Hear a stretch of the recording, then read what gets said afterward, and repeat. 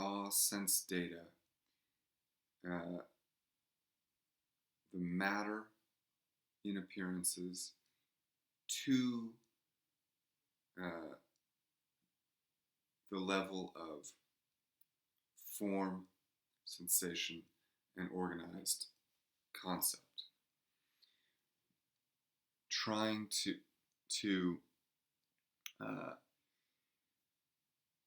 narrow down everything that is neither sensory nor intellectual, what is neither matter nor what is form, what is not material nor intellectual. That is what intuition will be. That is what will be able to bind matter to form. Kant says on 173, so if I separate from the representation of a body that which the understanding thinks about it, such as substance, force, divisibility, etc. So if I separate from the representation of a body that which the understanding thinks about it, if I separate all of my concepts about a representation of a body, concepts like substance, force, divisibility, unity, causation, etc., as well as that which belongs to sensation, such as impenetrability, hardness, color. So if I want to strip my representation of a body, of a thing, I want to strip my my representation, meaning my pure receptivity, my immediate grasp of a thing, of everything that is both sensory and intellectual. What am I left with? It says, something from this empirical intuition is still left, namely extension and form.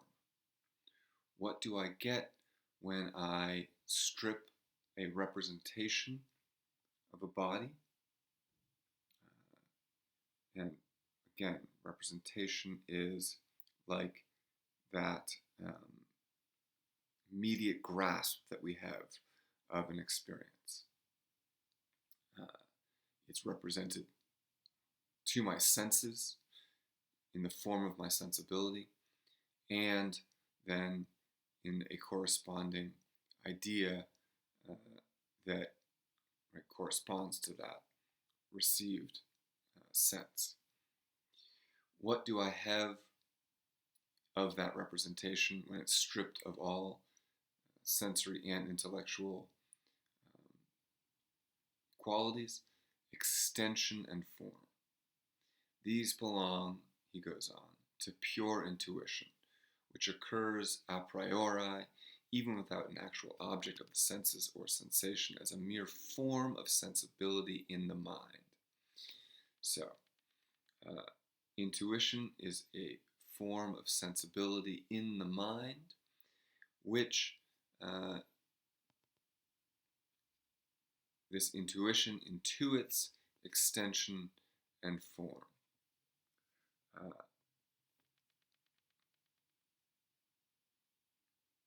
Now, this pure transcendental aesthetic is about empiricism. Right? It's a transcendental aesthetic. Aesthetic meaning about sensations, about the sensuous world. It's about empiricism and sensation, not about understanding or logic.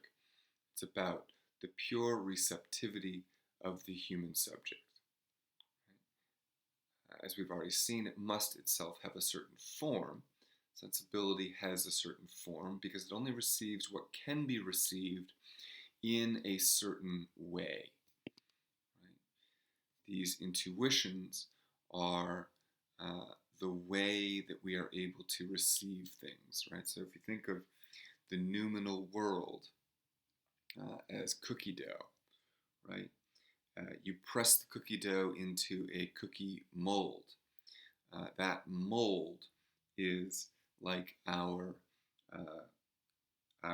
intuition, right? We only receive that which fits into the mold. Pure intuition and the mere form of appearances. What is the universal form of appearances? What is common to all of appearances? This will help us understand what our own capacity for receptivity, our aesthetic intuition, is in the first place. Right? So, the way that Kant hopes to find the form of receptivity itself is to find what is universal to every experience. Right? The form of our sensibility, our intuition, is going to be something that we do not sense, but which is present in every one of our sensations. So the first of these is space. It says, every appearance is shaped by space. There is no experience without space. It is thus part, Kant thinks, of the form of our sensibility.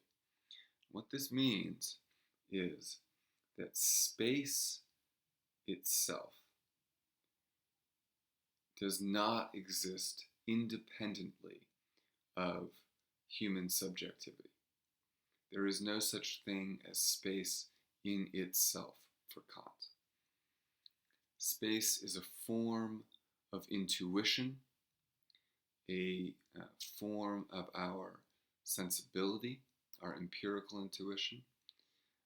It is that which allows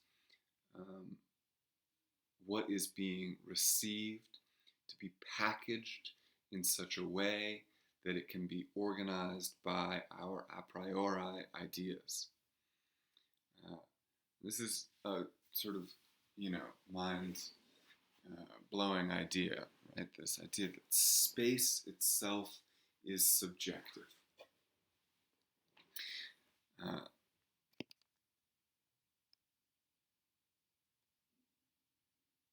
So, space is understood as extension, right?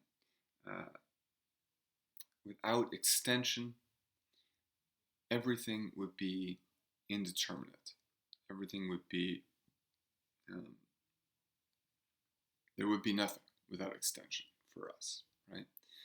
So the first step to receiving information is putting it, so to speak, in space, right? By putting it into space, receiving it in terms of space, and space in a certain way, so as to make it determinable.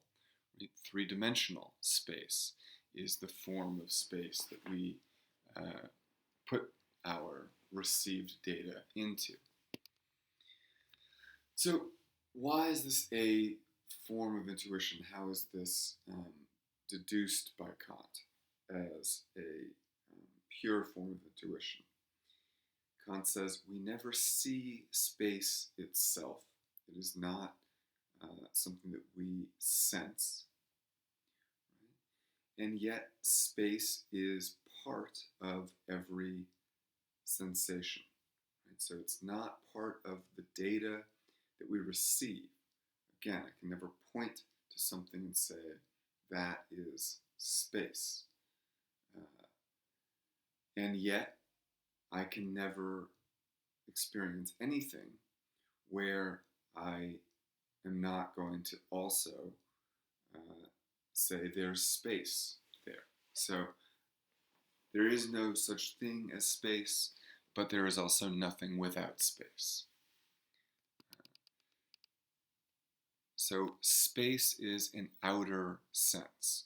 Space is what gives us intuition about the external world. This is Kant's introduction. Right?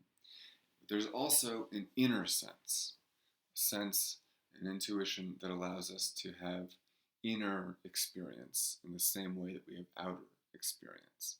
And this intuition is going to be time. We cannot find space within ourselves. Right? We can't point to an extension we'd call our soul or mind, per se.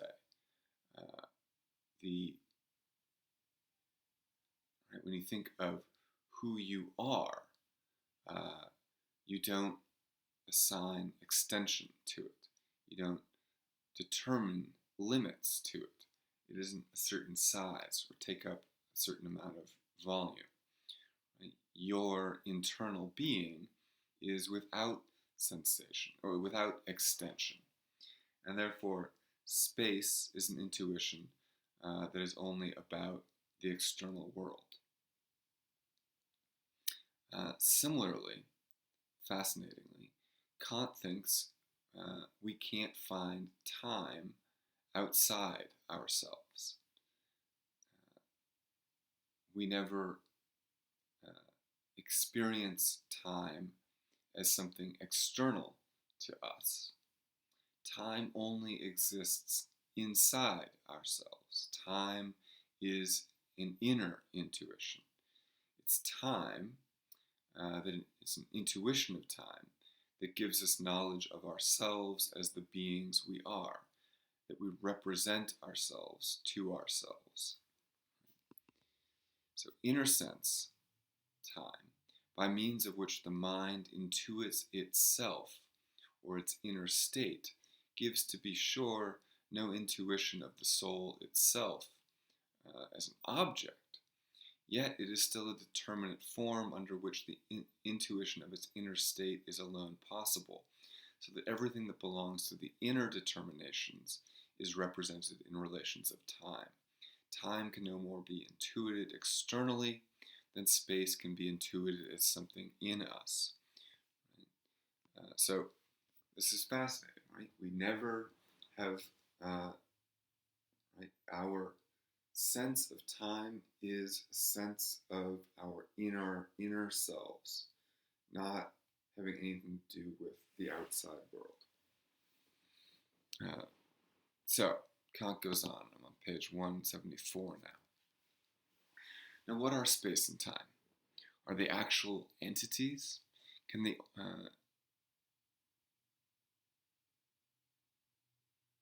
they only be determinations or relations of things, yet ones that would pertain to them even if they were not intuited? Or are they relations that only attach to the form of intuition alone, and thus to the subjective constitution of our mind, without which these predicates could not be ascribed to anything at all? Right? So, are they attached to things themselves, or are they just subjective? And Kant will say they are just subjective. Right? They are the subjective constitution of our mind. It begins with space. So we'll walk through, he's got 4 arguments here about space, and we'll walk through these arguments about space, and then we'll stop here and move on to time in the next video. And so space, he says, is not an empirical concept that has been drawn from from the outside. Excuse me. Space is not an empirical concept that has been drawn from outer experience. For in order for certain sensations to be related to something outside me, i.e. to something in another place, in space, from that in which I find myself, in other words, for me to experience something as being not myself, different from myself, outside of myself. Thus, in order for me to represent them as outside one another, thus not merely as different, but as in different places, the representation of space must already be their ground. Right? So, because I receive